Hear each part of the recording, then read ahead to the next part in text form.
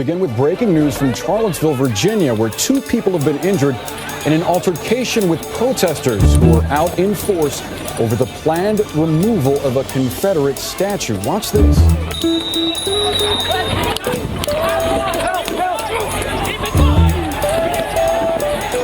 Hi, and welcome to Take a Walk on the Right Side, a podcast dedicated to understanding the key ideas, books, organizations, and individuals that comprise an increasingly transnational far-right-wing movement. Take a Walk on the Right Side hosts open and nuanced discussion between myself, Jesse Morton, once a jihadist propagandist, and Matt Heimbach, himself once a white nationalist and far-right-wing ideologue. Matt was considered by many to be the future face of white supremacy in the United States, particularly after the disastrous 2017 Unite the Right rally he co-organized in Charlottesville. Since then, however, Matt has departed the movement and has transitioned toward new understandings and beginnings. We seek to assist by providing a deeper, first-hand look at the threat the extreme right poses.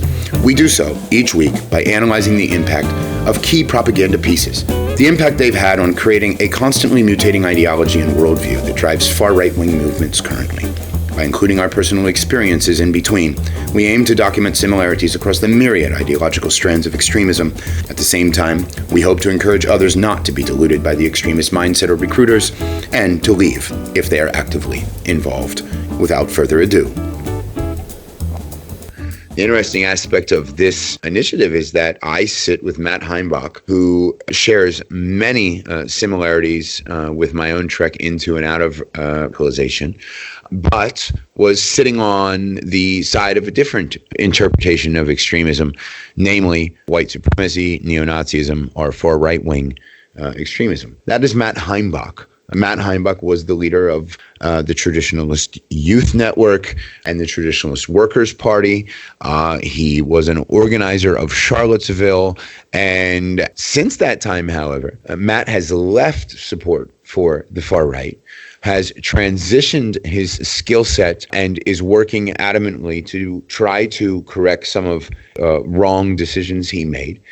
The first episode covered Matt's trajectory out of extremism and how he got there in the first place, and set forth a template upon which we can establish a 12 to 15 week series that we talk about the primary books and pieces of propaganda that have driven the current state of the far right in Western countries predominantly. And Matt, are you with us this week, and can you hear me?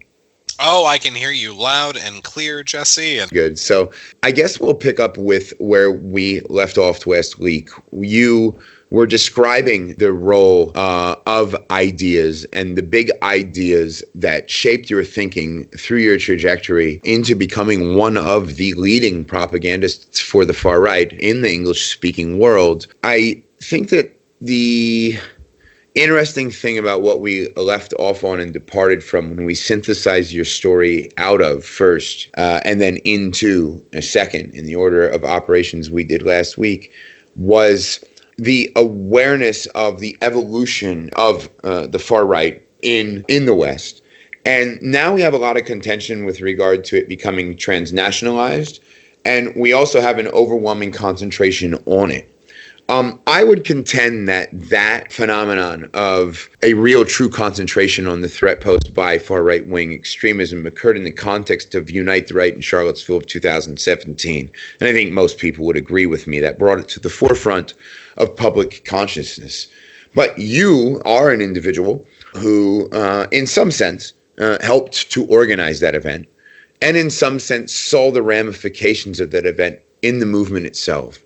And so I think this week, apart from your personal experiences, I'd like to dive into, before we proceed into the conversations about the books, the ideologues, and the ideologies that drive the movement, I'd really like to talk about the recent evolution of the threat posed by far right-wing extremism, some of the reaction to it, and a little bit about where we might expect it may go in the future under current conditions if they sustain in the way that they have been heading. So at the end of last week, you had arrived at being able to sort of, I guess in a sense, there was one trajectory of your radicalization that was partially ideological, but it intersected with an ambition to not just be radical, but to be rebellious.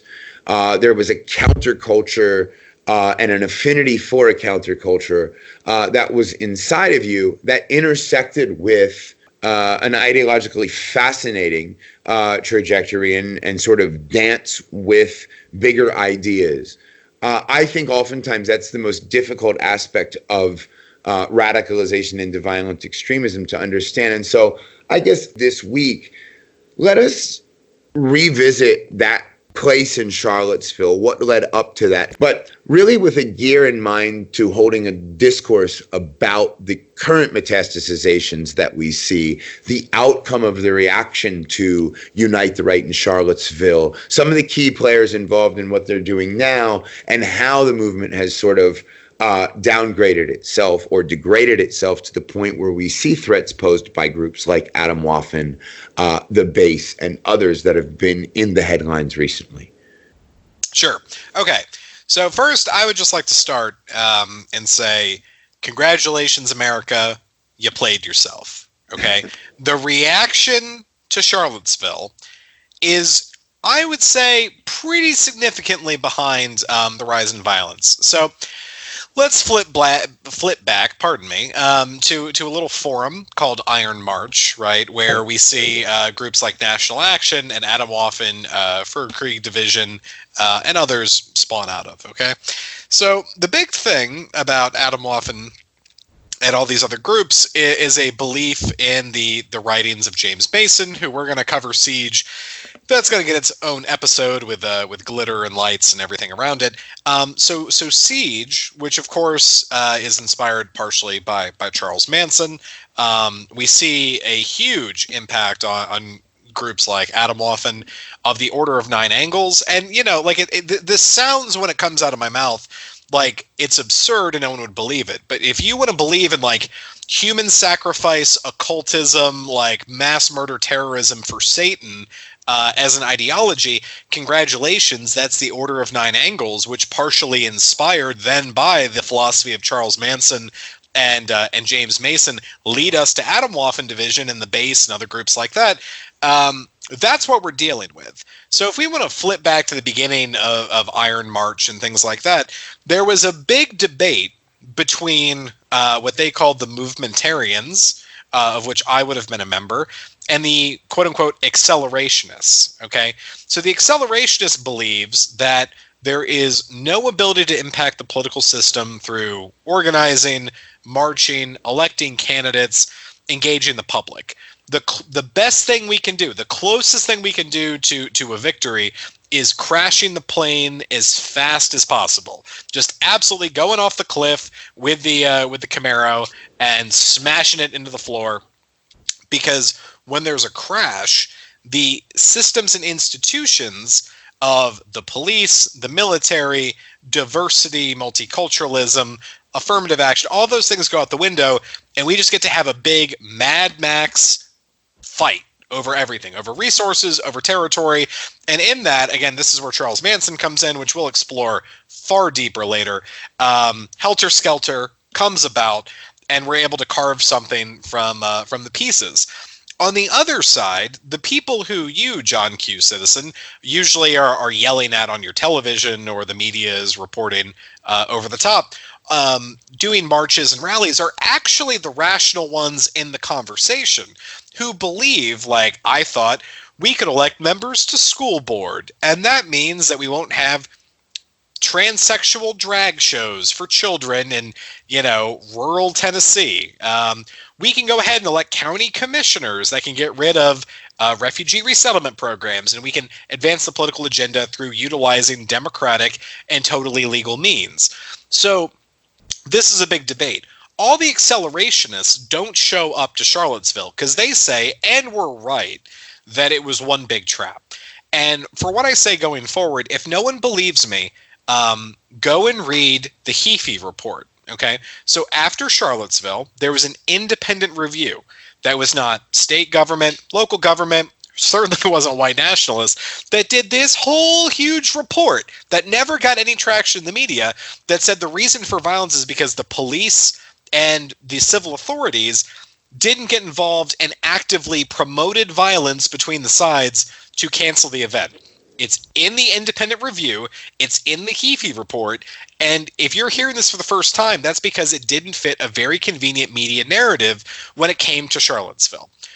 So when it comes to Charlottesville, the movementarians, right, a very wide spectrum of individuals, from libertarians to pagans to Christian fundamentalists to militias that aren't involved in white nationalism at all, are there, to Ku Klux Klan groups, to our organization, the Traditionalist Worker Party, and others, right? It's a total gaggle fuck, pardon my language, but from the get-go, it makes no coherent ideological sense, but there was just so much momentum behind the event. I realized early on that the organizers were a bunch of, doofuses, basically. They didn't know how to organize their way out of a paper bag, so the Traditionalist Worker Party and other groups organized with the Charlottesville Police Department a separate entrance, separate parking situation, and basically a separate event where we come in and, as I pointed out in episode 1, like, I'm a fat nerd, right? Okay. So when I come over the hill, leading, my group of guys that are here for an event that a federal judge upheld our right to be there, right? Like, I wasn't at the Torch March. Everyone talks about the Torch March the night before. Jews will not replace us. I wasn't even there. Why? Because there wasn't a permit, okay? So I'm there the next day. There is a permit. Federal judge says there's a permit. They've got the National Guard, state police, FBI, local police, campus police, all the police. Like, every single attendee on both sides in Charlottesville could have had a policeman or National Guard individually given to them, I'm willing to bet. And then, we could have just hung out together and made a new friend. So as I come over this hill, right? We've told the Charlottesville Police Department, here's when we're arriving. Here's where we're going to park. Here's where we're going to come over. And I come over the hill and there's no police. Okay. There's no police. And we'd held a rally back in April of 2017 in Pikeville, Kentucky. Pikeville is a beautiful town, the most amazing people you ever meet. Pike County is nearby. Pike County is poor, poor, poor. Okay, it's been poor. It's still going to be poor. There are so many problems that are facing the community in terms of opioids, in terms of jobs, education, all this stuff. So we held a rally in a very small place, over 200 of our guys, anti-fascists, we actually outnumbered. And how did they solve the problem of violence? Oh my God, you've got all these people on the far right and the far left. They've got guns. Who's going to possibly stop there from being violence? It was like 15 Kentucky state troopers who stood in between both sides. Both sides were able to utilize their First Amendment rights, and then everyone went home and had barbecue, and it was great. Everyone wins, right? The American dream of freedom of speech is maintained, okay? So I come over the hill and realize there's no police. There is no line of 15 state troopers keeping the two sides apart. And then you get the clips that you see on television, totally out of context, like the idea of we waded in. I was just trying to get to my rally. If the judge had not upheld the permit, right, the ACLU, thank you ACLU, had fought for, I wouldn't have shown up. We would have gone fishing or something like that, or played disc golf. That's a really white thing to do. But anyway, so we see the media narrative, right? The point of this story is all the people who believed in political change and were street activists go to Charlottesville. Federal judge upholds the permit. Street fights break out because the cops are purposely, according to the independent review, pushing the sides together to cause us to fight so they can declare it an unlawful assembly. Then we get into the situation with James Fields and Heather Heyer, all the stuff that people like me are already out of the city, right? We've complied with the governor's order. We have left the city. The media narrative is decided as I'm sitting there with my jaw open eating pizza. The media narrative is decided about violence in Charlottesville, and the rest is history. What this does, long story short, and you're going to hear me say that a lot in this series, is that gave every single person with a skull mask and a tattoo of Charles Manson proof they needed that to go through the courts, to hold a public demonstration, get a judge to uphold it, that we're just going to go march for X, Y, or Z issue, that you can get attacked, you can get maligned in the media before you even get home, and the facts don't matter. When the independent, things were a little up in the air, and I can say this between conversations I was having in the movement, but when the independent review came out and said the things it did, And that wasn't even a single 30-second news story on mainstream late night coverage or 6 o'clock news coverage, that those facts literally didn't matter from the independent review that they commissioned, and the narrative had already been set. This was proof to everyone that said, you can't engage the system, don't worry about legal, don't worry about moral, we just need to crash the system with as much violence, terror, and misery as possible because you're stupid for thinking you can do this peacefully. Like, that's the story of Charlottesville. The story of Charlottesville is literally the political wing of American white nationalism lost the argument to those that want to bring terror to your streets. Those are not, let me point that out, those are not two indistinguishable groups. One is not the other. There are ideological differences. There are moral differences. There's a whole distinction between accelerationists and those that believe in political reform, political change. Even if you hate those people, you can't mix them together. Those are ideologically two very separate camps. Even if you think like a Nazi is a Nazi, right? Like that's not how it works. But Charlottesville brought about the justification for the increase in violence we see, which coupled with the deplatforming of political organizations, gave a green light to the accelerationists that it was game time, basically. So I think you're correct. One of the things that I was very actually honored to do was Jason Kessler was willing to work with me in communicating in the run-up to the anniversary rally of Unite the Right, which he held in Washington, D.C. and tried to rebrand as a white civil rights movement. And I was privy to a lot of the internal documents of the case. And when one weighs them objectively and takes emotion out of them, I think it's safe to say that a lot of what you said is true. I also think it's safe to say that a lot of what you suggest was the consequence is true, that the accelerationist camp, if that's what we want to determine, it's a term thrown around loosely a lot these days, in fact did win the argument. And a lot of the discourse and the dialogue that surrounded the mobilization for the Unite the Right came from that more extremist faction of the far right. And since that time, we have seen an increase in actual carrying out of attacks, whether it is the Christchurch attack, which set forth a manifesto that has been replicated and acted upon or tried in imitation since then, even here in the United States, or the synagogue attack at the Tree of Life synagogue in Pittsburgh, or whatever case you want to bring to highlight. It's certainly a fact that we have seen more acts of far right-wing violent extremism.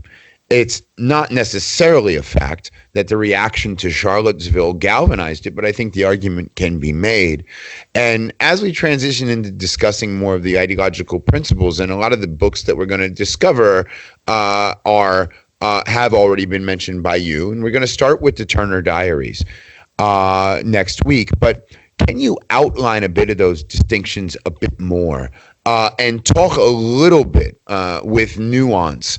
Last week, for example, you mentioned that by the time you got out of incarceration for allegations that were more domestic than they were affiliated with violent right-wing extremist actions, you realized that the movement itself was quite capable of what we would call a splinter phenomenon. We've certainly seen splinter phenomena associated with the extreme far right and the growth of camps like Atomwaffen, the Base, Führerkrieg Division, and others and the like. And so do you think that you could elaborate a little bit upon the splinters that occurred in the aftermath of Charlottesville? You talked about why the accelerationist argument was galvanized, but what proceeded from that? And what is some insider insight you can give us into that, if possible? Sure. Well, I mean, the biggest thing was, and this is a big point of contention, even going into the event, is, I mean, National Socialism is neither left nor right. I mean, the perspective, especially of like post-war fascism, is that it is neither left nor right, but a third way, right? Third positionism. It is a third way between communism and capitalism, between left and right, between liberal and conservative. It is a third way in terms of ideology.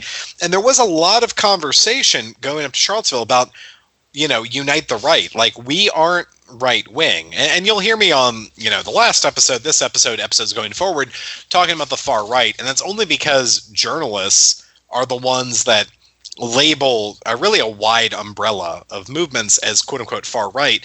But I mean, fascism is not, even as I sit here right now, is not particularly a far right ideology. I think it fits into its own box, So, I mean, there was a big question before the event about why there was even, why are we even going to unite the right when we're not even right wing anyway?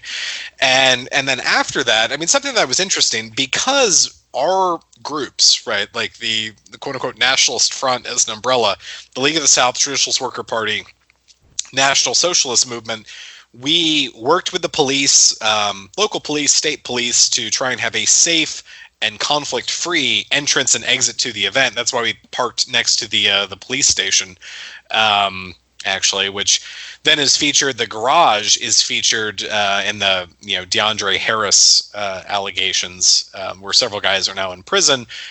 What's always left out of the story is that literally the police station is like 5 feet away, and there were cops outside. That's neither here nor there. The incompetence of authorities in that perspective are well documented in the Independent Review, and I don't have to give commentary to it. But anyway, post Charlottesville, right? So the Nationalist Front basically was the ones, we weren't able to get our way into the kind of the barricades, right, that were set up for the event, right, where the speech, we were supposed to hold speeches. It was not supposed to be WWE or like Mad Max. It was supposed to be like, I had a bunch of note cards of a speech that I had written in my breast pocket that I never got to give. So we weren't able to get our way into there. The police weren't allowing us access, and they were just standing up doing their own thing.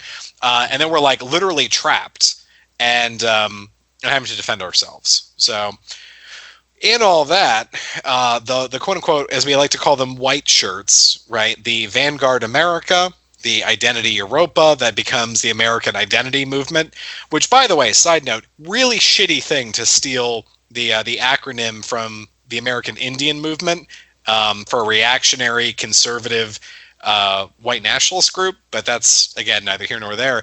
So we really saw, an ideological divide, because we got thrown under the bus under this quote-unquote optics battle, right? It's all about, like, the American Identity Movement and groups like that, like Patrick Casey, who's like a 4-foot-tall manlet hobbit, likes to believe that if you wear a nice enough suit, our ideology will be palatable, versus where our style was always, we're working class. Like, our uniform was a Dickies work shirt, right? Like, things that you can buy at your local feed store, Tractor Supply, Walmart, and wearing work boots and stuff like that. And they believe that you need to wear like a super fancy suit, which is this whole bourgeois mentality of respectability.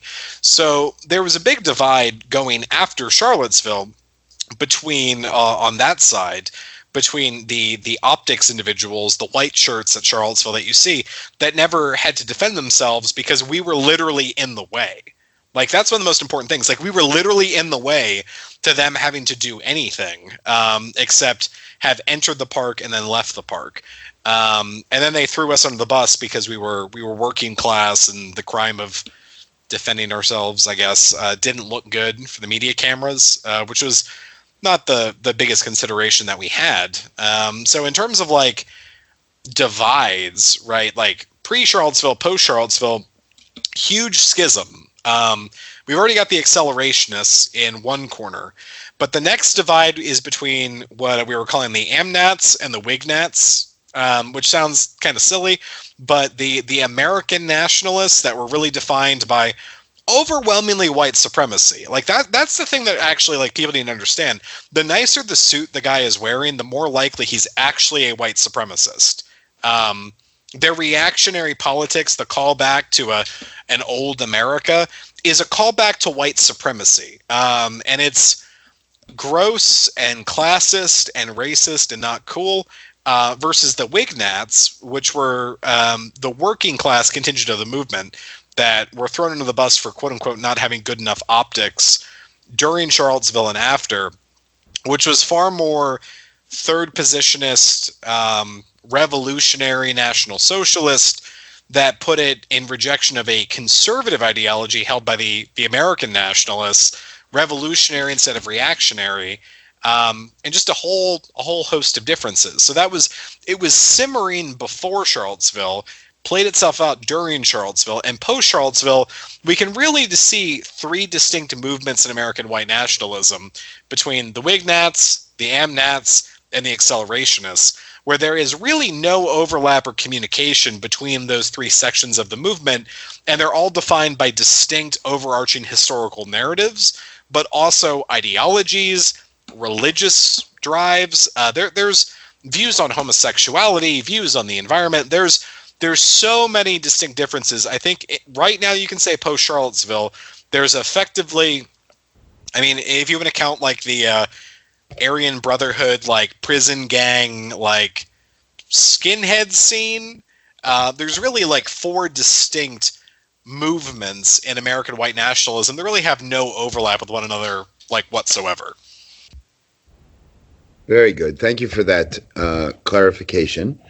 And let's talk about how that splinter effect, revisit it with regard to your own personal experience, but also talk about how the realizations, and emphasize, I think, how the realizations of your own coming to realize the futility of continuing to engage in the movement and its sort of inherent hypocrisies, talk a little bit about how society could deal with the problem a bit better, and with particular emphasis on how understanding the ideology that drives these movements can help us get to a point where we don't make the same mistakes that we did on the onset of the war on terror, and then our primary concern, which has been the case for at least the past 15 years with Salafi jihadism, and how we can prevent ourselves from making similar mistakes to addressing the domestic terrorism threat as we did with regard to addressing the foreign terrorist organizational threat, if you're understanding my question. Sure. I tell you what, Jesse, you do not throw softballs. It's like one of those fancy ICBMs that breaks into like 8 separate questions. You know? Yeah. I want to give you free rein to explore the terrain, but I want to make sure that we capture the complexities of this all. That's the purpose. But no, it's great. I love it. Well, okay. So like the biggest thing for people to understand in terms of the ideology and in terms of just the social system, I mean, I kind of touched on it before, but what we're doing right now is only justifying extremism. It's only justifying violent extremism. Let me clarify. And the example I would give is, if you're in for a penny, you're in for a pound. I mean, think about how this country actively tortured, mistreated, and still is Muslim Americans. Not to count just Muslims around the world, but Muslim Americans who are in prison on trumped up charges. Some who faced death without a trial, who have faced torture, who have faced harassment, entrapment by the Federal Bureau of Investigation, all these things, right?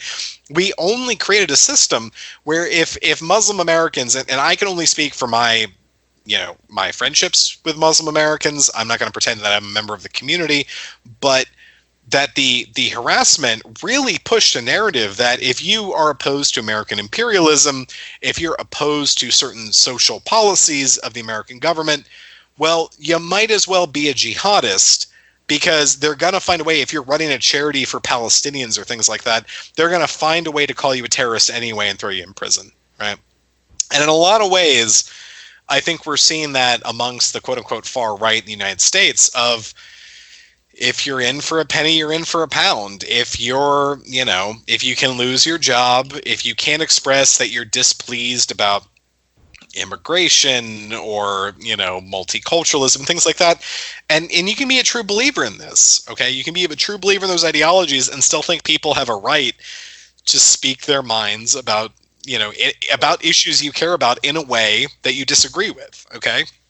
The problem is when we've declared everything pro-white, quote unquote, domestic terrorism, right? Neo-Nazi domestic terrorism with skull masks and everything. I think we're just hitting a problem where, like, why wouldn't you commit terrorism? I can speak for myself. Like, there were moments when I was out of the movement. I was no longer leave the Traditionalist Worker Party. I was depressed. And I'm not going to say, like, I didn't consider throwing my life away. Okay? Like, what do I have to live for? Fundamentally nothing. Like, I get to wage slave myself away 5 or 6 days a week for no vacation days, and I can barely afford to live in a crappy apartment. Like, why shouldn't I rent a Ryder truck and take that somewhere? Like, and I'm a relatively, not to sound like an egotistical jerk, I'm a relatively intelligent, I think, grounded individual. But I got to a point where I saw that there was no political organizing happening. Like, why not just do it better than Timothy McVeigh? And those were brief breaks. And, the only reason I bring it up is for the sake of being honest. But you have to think, especially in a country that doesn't guarantee mental health care, that doesn't guarantee housing or employment or all the things that ground people into their community, that ground them into the society. There's a lot of people that like, there's no bottom in America. We live in a country right now with the COVID-19 outbreak where literally every hotel room in Las Vegas is empty because they've been shut. We're spray painting 6-foot boxes around the homeless and making them sleep in an open air, like, parking lot. Okay. Like, there's no bottom to how far you can fall in the United States system. And the idea that people wouldn't be moved to throw their lives away because they're hurt, they're empty, and they don't see an avenue. Like, that's ludicrous. The system is literally set up to create violence. And, to touch on, like, the reasons for that, because I don't believe people in power are stupid. When we've created a system where, to justify certain, like, law enforcement budgets, you've got to have X amount of arrests, I think there's every incentive built into our current system, not in terms of, like, the motivations of individuals, but into the system to want a problem to exist, to justify budgets, to justify personnel, to justify police powers that we enacted, like the Patriot Act or the National Defense Authorization Act post 9/11 that restrict American civil rights. I mean, all these things are really tied in together, but we've built the perfect storm for, like, white terrorism. Okay, like, why would someone not do it? They can't even post on Facebook about they're opposed to, X, Y, or Z policy before their lives are literally ruined. They're fired from their jobs. Their local neighbors in their apartment complex are notified that this person is a Nazi. They have nothing to live for. The system calls them terrorists, essentially. Why wouldn't they do it? Okay, so the dehumanization of people we disagree with, coupled with the economic system, the overarching, like, law enforcement system, I mean, all these things are really tied in together to, in my opinion, create a perfect storm. So we need to address that first and foremost, because it's just going to keep happening. I mean, I think that's totally off base from the original question you asked, but I got myself on a rabbit hole. But I mean, I don't know, Jesse. I mean, I'd be curious as to your opinions, like, coming from, like, a jihadist background and seeing the post 9/11 system. It seems like they've just changed, like, you control C, control V, like, are putting in, taking out Muslim, putting in, like, white nationalist to justify continuation of the oppressive systems we've created post 9/11. I mean, I would just be curious as to your thoughts on this.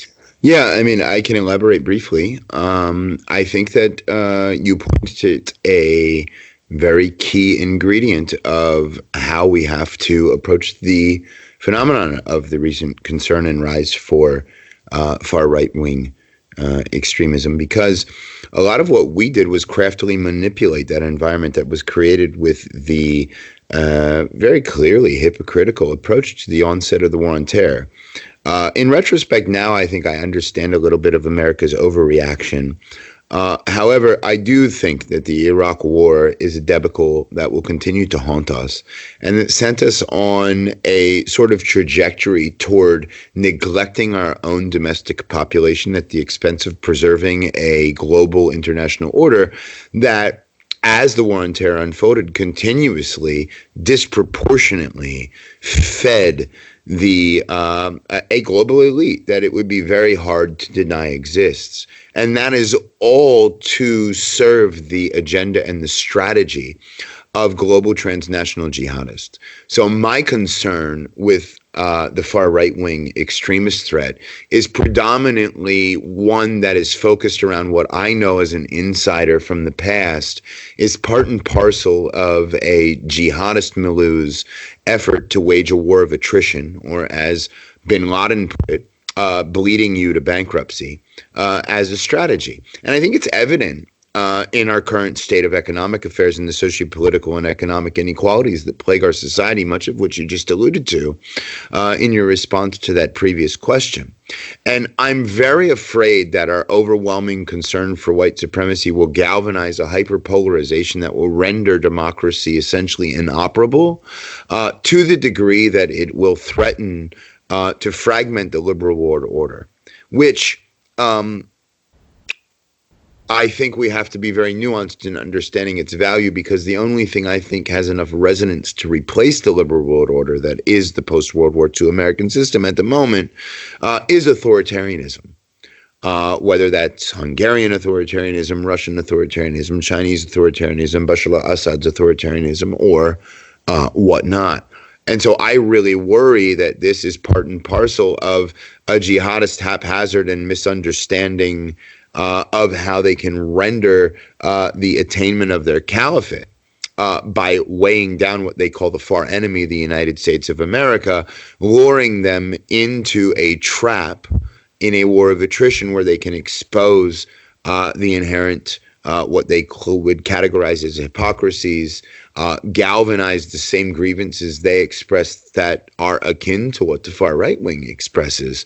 And I really worry that in the end, what we could see is a complete dysfunction in the international order that can render havoc across the globe. The thing that I really need to emphasize as a consequence is I really only think the way to respond to the threat posed by violent extremism and hate-based ideologies and movements is to understand the structural causality and the connections the structural causality has to the current circumstance. And I really worry that we won't be able to take, for example, the opportunity that is presented by the recent COVID-19 crisis.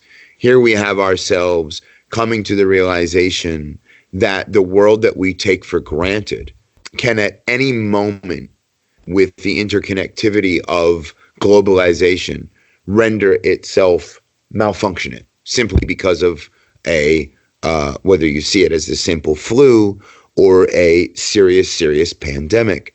I think that we don't have a collective consciousness or a vision or the mobilization of a vision that does anything other than feed into complaining and providing grievances, as opposed to providing opportunities for transformation, both at an individual and a collective level.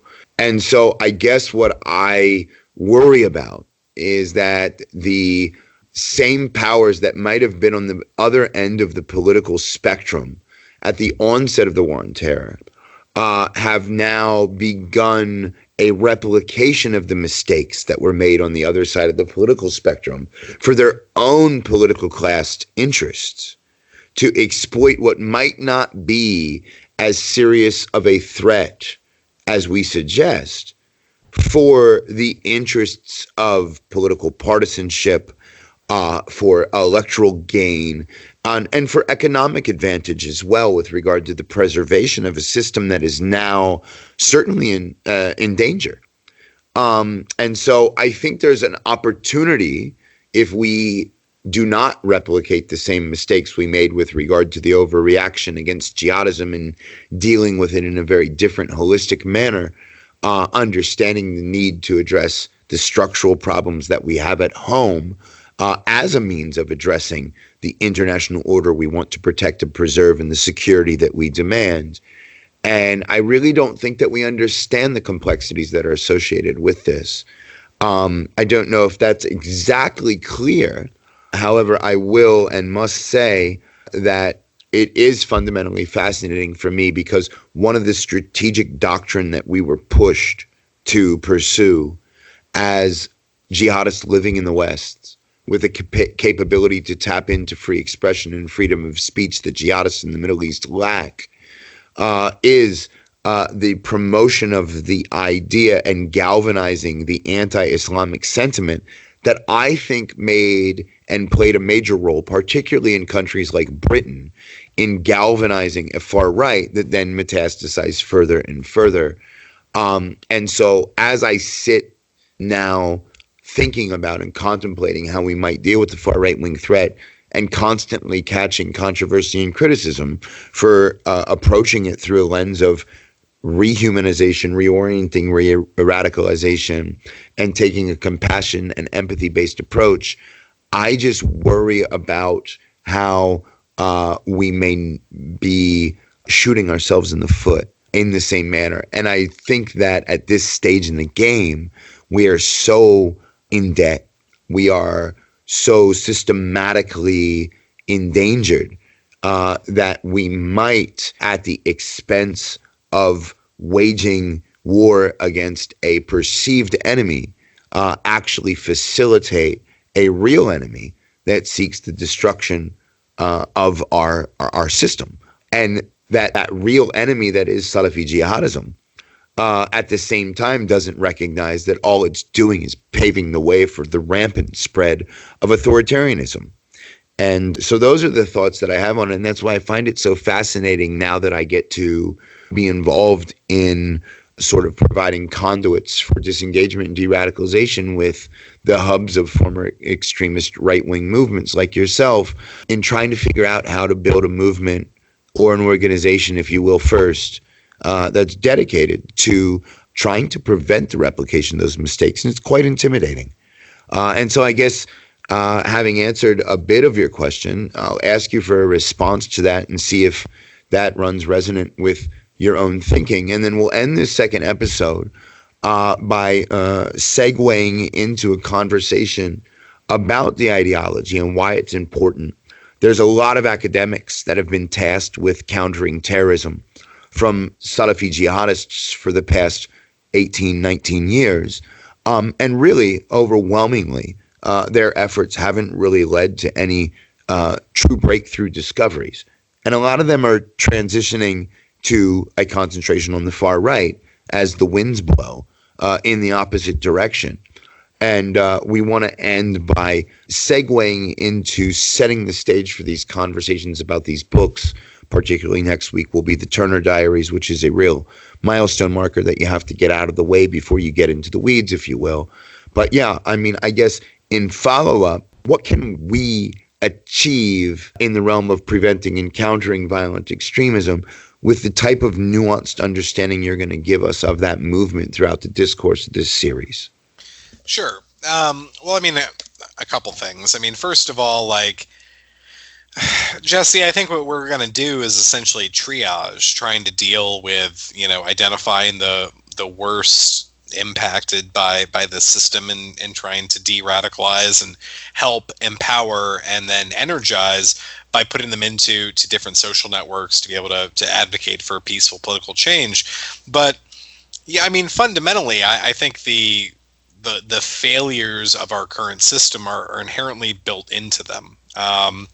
And we're seeing that, and that there's no rational conversation to sit in 2003 with the Muslim American. There's no way to sit and have a real conversation with the concerns in 2020 America with a white American. Like the system seems incapable of being rational, of being understanding, of being fundamentally human, which is kind of scary. In a big degree, but it's up to people like us, because here's the thing, like, we can't wall ourselves off in gated and armed communities. We don't have panic rooms in our homes. Like, we can't hide from climate change. Like we're all locked in here together. So it's up to people like you and me and the other amazing people we work with in this network and others to try and build a better world, to try and stop the worst case scenario from happening. But I feel like one of the problems of the liberal, world order post World War II is that there's not a whole lot of listening. Like the fact that, in my opinion, that Brexit, how well Marine Le Pen did in the French presidential elections, the election of Donald Trump, things like that, it struck all of the political class. And I'm not just talking about pundits or people on the major news networks. I'm talking about like people in power, people with money, things like that. They were astonished, blown away, didn't understand it, that they're fundamentally so disconnected in the systems of government we've developed in the NATO countries post World War II, that the political class, the economic class is so divorced from everyday existence. It's not even that necessarily like they're evil or malicious. They're just fucking clueless. And that's actually scarier. Like, apathy and being clueless is way scarier than them being cartoon villains. They don't understand. They are absolutely like a Marie Antoinette, well, they have no bread, like, why don't they eat cake sort of situation that feeds into jihadism, that feeds into, like, white terror, right? That feeds into, like, black separatists that go and target white police officers like we saw in Texas a few years ago, that feed environmental extremists that want to burn down Hummer dealerships, like, or the Animal Liberation Front, the Earth Liberation Front from the early 2000s. Like they seem to not understand that the majority of people are suffering, do not have a positive outlook, and are having a bad time. Therefore, they respond like, with a boot trying to smash a spider in your room, instead of understanding what drives people to feel like they need to fight back, they need to lash out, they need to do something. Okay, like that was in Dylan Roof's manifesto, and that's one of the most important things I think to take away from all of this, besides the tragedy of his actions, is he said there was no political organization to join. There was no way he felt that he could make himself be heard, but he had to do something. And I think that motivates, whether it's an Afghan tribesman whose family has been killed by American bombs to join the Taliban, whether that's a Colombian guerrilla that joins, one of their organizations because things that have happened to them or the lack of economic or social opportunity. I mean, there's a whole, scope of things that normal people live in terms of our struggles that I think the political and economic business class are divorced from. But we're going to get into the ideology, because when you've got that pain, it's that kind of phrase, hurt people. And I think all of us are hurt. All of us have some form of PTSD or stress or depression because of the world we live in. Hurt people. So we need to get into the ideology that gives specific people, they're able to find solace, they're able to find a directive, they're able to find a purpose in life through far right, white nationalist ideology that gives them a reason to get up in the morning. Because unless we can understand that, we can't understand the drive, and then we can't dig deeper. Like, the most important thing is digging deeper into what really drives the individual, what really is motivating them. And 9 times out of 10 or 99 times out of 100, whether they're a jihadist, whether they're a radical environmentalist, whether they're a black separatist, whether they're a white nationalist, reading Charles Manson and James Mason, like, we can understand the motivations in a real and human way.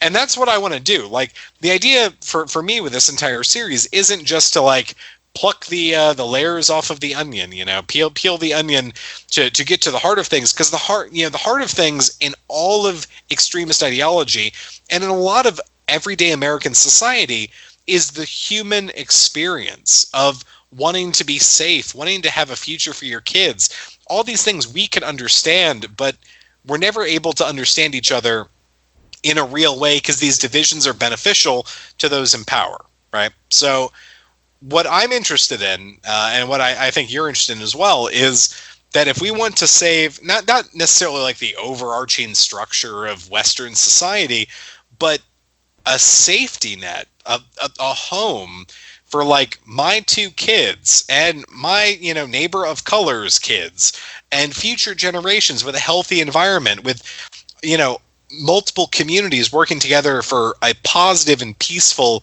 and net negative existence. That's going to take all of us working together and a degree of understanding that currently doesn't exist. So, I mean, for me, there's a lot of work to do, and this understanding of the ideology is going to allow us to go to something deeper. And we're going to keep working on that. Again, that was really long, but I appreciate you being patient with me. No, we want it to be substantive, and I appreciate your time as well. For the listeners, we are going to start a series, and we will transition as of episode 3 into covering some of the key works, the books and publications and propaganda pieces that drive far right-wing extremism and the current splinters that we've talked about in the first episode and second episode now today. We'll start next week with the Turner Diaries, a book by William Pierce, which in a sense set forth the template for leaderless resistance, a template that resonates with me because it was a strategy and a tactic adopted by jihadists that I once promoted. My organization was connected to 15 different terrorist plots before it was expired, and largely because we promoted the ideas associated and affiliated with leaderless resistance, and it's left a stain upon our society that has been not only attributed to the 1995 Oklahoma sitting bombing, but other murders and acts of atrocities that have occurred since then. Again, with us in exploring those discussions will be Matt Heimbach, who was once himself an affiliate of the far right and a key propagandist. And the intention of these discussions will be to get a deeper dive into the ideological principles that are driving the current metastasization of the extreme far right and populist right movements. And we'll try to tease out some of those differences for the audience. So I ask you to join us next week. And Matt, I do appreciate your time, and we will continue. Thank you very much.